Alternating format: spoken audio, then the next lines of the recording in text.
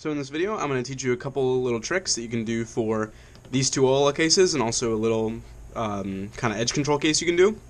So for this first case, what people normally do is this algorithm, which is a good algorithm. There's nothing wrong with that. But for this case, this is a little different. People usually do something like this. They usually do RU2 and then a sledgehammer and then complete.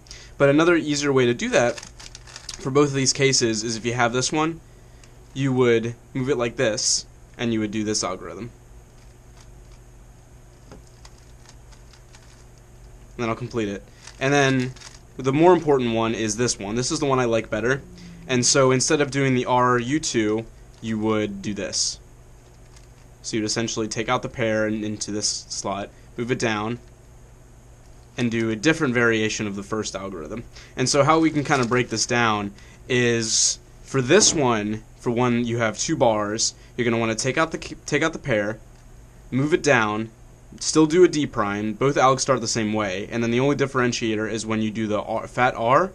If you want to do the two bar case, you go a U prime, and then you complete it. But if you wanted to do this case, you would do the same algorithm, take it out, still the same D prime, but you would do a U instead of a U prime.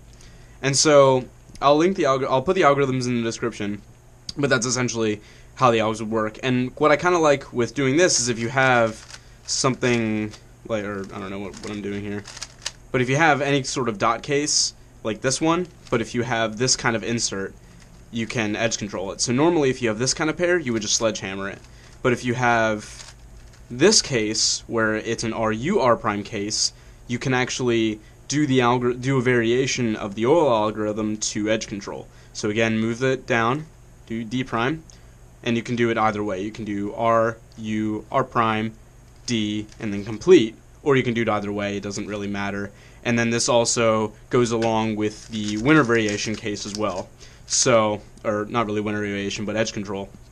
So you can recognize if you want to do the U case, if you have bar, bar, and bar, you would do, and then the U, and then complete.